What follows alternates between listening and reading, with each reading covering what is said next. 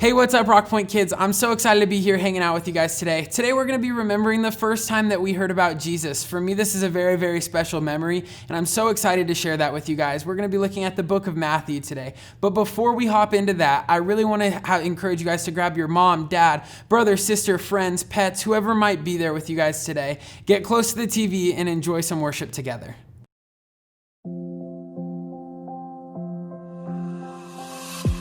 I close my eyes and colors fly. There's no hiding from your grace. I can't deny your heart for mine, and it's unrelenting chase. I was on the edge of deception, caught up in my own hesitation, until your love took over me. So I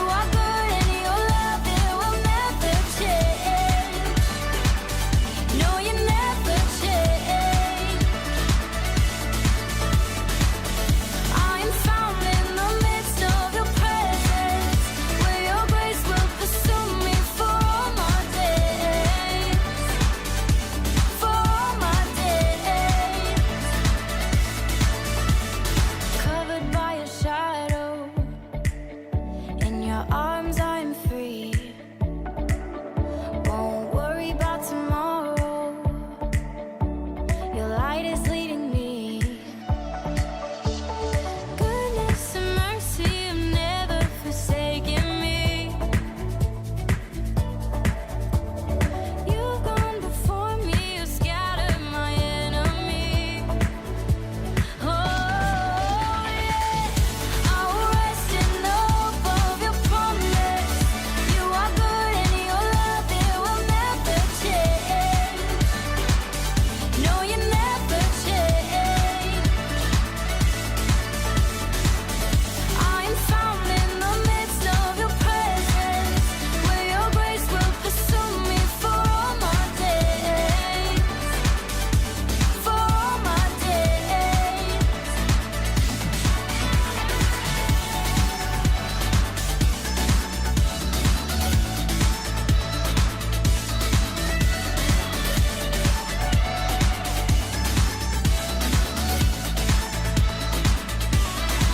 Because of who you are, because of what you've done, death has lost its grip on me. I won't fear the night. You have brought me life. By your blood I am redeemed. Because of who you are, because of what you've done, death has lost its grip on me. I won't fear the night. You have brought me life. By your blood I am redeemed. I will rest in the hope of your promise. You are good and your love, it will never change. No, you never change. I am found in the midst of your presence, where your grace will pursue me for all my days. For all my days.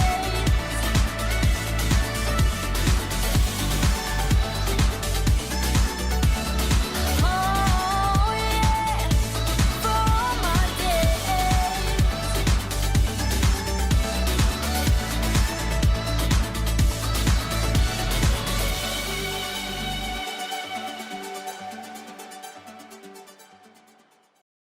All right, that was so awesome. I had so much fun worshiping with all of you guys virtually. But before we hop in today, I realized that there's something about me that I really need to tell you guys. This is something about me that this is how my first interaction with church and God all came to be. You see, I grew up and my family didn't go to church every week, at least not until I was in like preteen or like 4th, 5th grade area. We were we would go on Christmas and Easter, and whenever we had extra time, we would try to make it work that we could go to church. But we almost never went to church.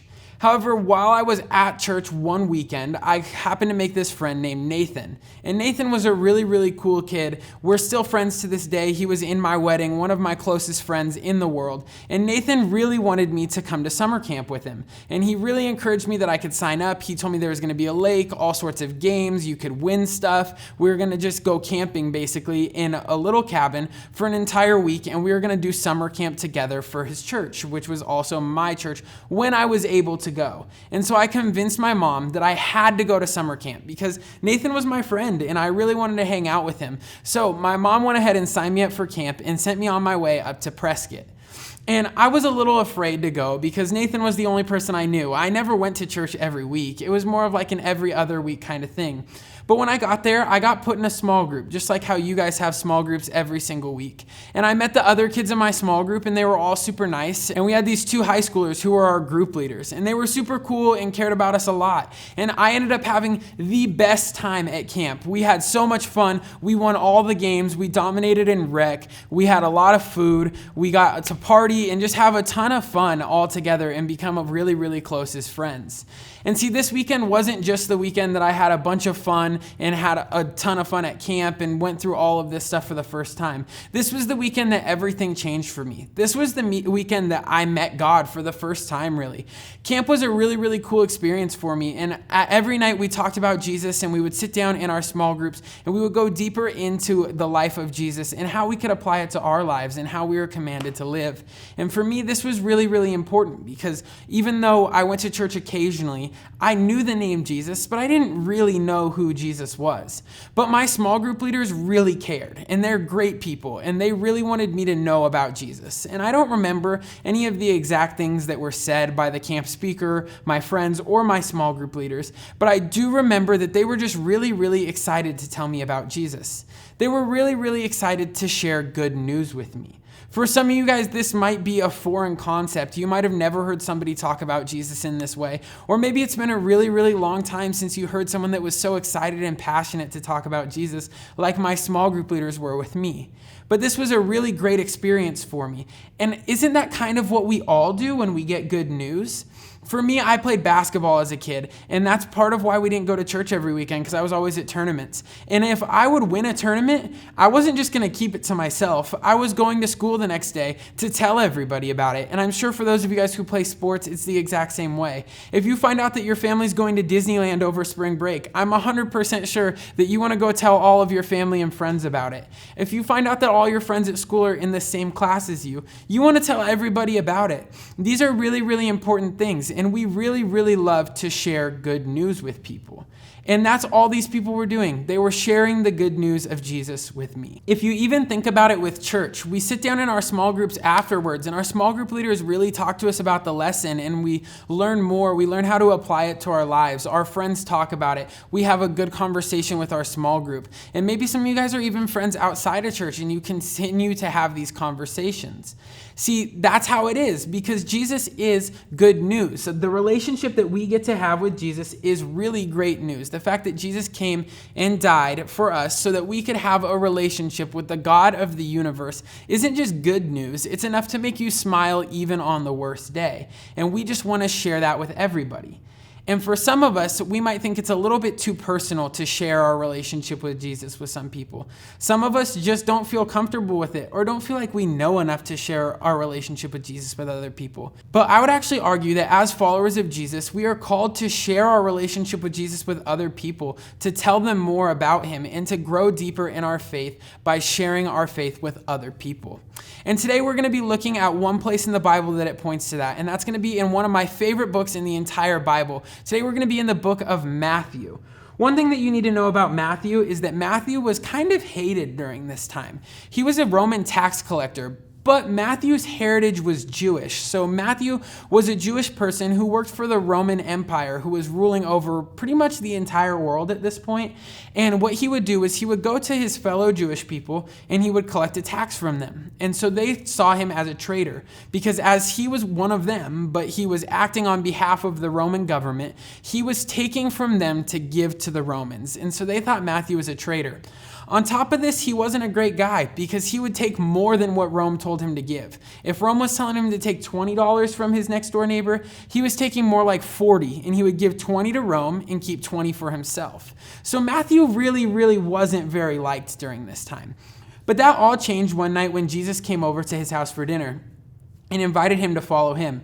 And Matthew changed his ways, dropped his tax collector title, and came to follow Jesus as one of his friends and 12 disciples. At this particular time in Jesus' life, it was really, really exciting, because he had just moved from Nazareth, where he grew up, to a bigger city a few miles away called Capernaum. He was never really too far, but Jesus traveled all around, and where he was home based at in this point was Capernaum.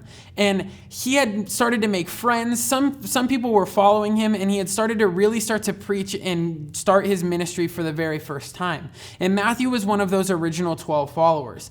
And so he was really, really at an exciting point in his ministry and in his life.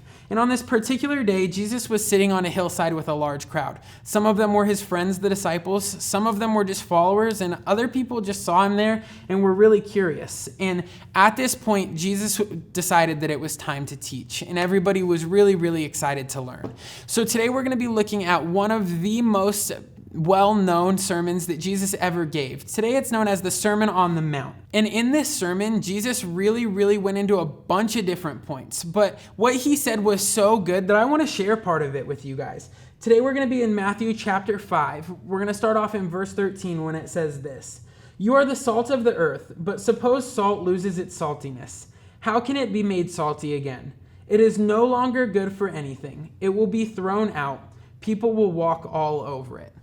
Now, I'm a pretty big fan of salt, personally. I love popcorn, and if you've ever had popcorn without salt, you know that it's just not the same. I love to go to the movie theater, and I love to grab popcorn and get the salt and the butter and all of that on it. But also at my house, my mom used to make just popcorn kernels into straight popcorn. And a lot of times she didn't add salt to it. And it just loses its taste entirely. It gets a little bit sticky in your mouth and it's really not what you want. It's not as good and it's not great. And that's kind of what Jesus is talking about here. Now that the salt has lost its saltiness, there's no value to it. It's just like when you eat eggs without salt and they taste really bland. The salt is what gives things all the flavor. When Jesus was telling the crowd that we should be the salt of the earth, he wasn't saying it so that we can make food taste better. Rather, he was saying that we should make life taste better by positively affecting others, just as seasoning brings out the best flavor in food, like eggs or popcorn, like I was talking about. As Christians, we need to be telling the story of Jesus and demonstrating God's love to others. If we don't, we are missing out on something huge.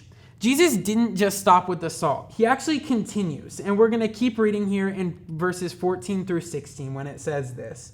You are the light of the world. A town built on a hill cannot be hidden. Also, people do not light a lamp and put it under a bowl. Instead, they put it on its stand. Then it gives light to everyone in the house. In the same way, let your light shine so others can see it. Then they will see the good things you do, and they will bring glory to your Father who is in heaven. Sitting in a dark room would make this a lot more significant. So if it's dark around you, you might get the point a little bit better. But we don't sit in the darkness. We all prefer light. And we don't sit in a room and put on a lamp and then put something over the lamp so that we can't see the light anymore. We all like light around us. See, when Jesus was telling the audience to be the light of a world, he pointed out our need to live differently than everybody else. When you live differently than everybody else, you're going to shine like a light. It's going to be different than if you were just living like everybody else. That's the equivalent to the darkness. See, in other words, Jesus was saying that we shouldn't be secret Christians who hide our light under a bowl so that people can't see him through us, or hide the fact that we know Jesus. We should embrace it, and we should be a light on a hill so every single person can encounter Jesus. Jesus was talking in word pictures to show us how to love God and others well. The image of salt and light is pretty clear. Followers of Jesus should be different to make a difference in the lives of others. People should see a difference in you. God made every single person watching this or in the room with us here that you are different in some way, to be good at something, whether it's a sport or just talking to people, or whether you're really good at math or science or reading. Maybe you're really good at something completely different than that. Maybe your talent is chess or acting or something like that. But God made us all to be really good at something and be different so that we can use that to be a light and share his story with other people, just like at the beginning of this story, how my small group leaders shared God's story with me. And that brings me to today's key question, something that I really want to dig into, because just like my small group leaders and friends at camp showed me Jesus's light in my life and helped me change my life, I want to encourage you guys to think about the people who are like that for you. Maybe it was your mom, dad, brother, sister. Maybe it was your next door neighbor or even a small group leader like it was to me. And I just want to encourage you guys to think about who first told you about God's story. Who was the salt and light to you? Who were the people that made that difference in your life? And I want to encourage you maybe to reach out and say thank you, and then use that to see how they did it for you and use that to affect other people's story. All right, guys, I just want to pray for you guys really quick, and then we'll get going. God, thank you so much for today. Thank you for my small group leaders who poured into my life. And thank you for all these people who have poured into the lives of these kids and really shown them the love of God. I pray that in these next couple weeks, you would show them the ways that you've uniquely gifted them and talented them, and that you can use that in a way so that they can share your story with other people. We love you so much, God. It's in your name we pray. Amen. All right, Preteen, we'll catch you guys next week.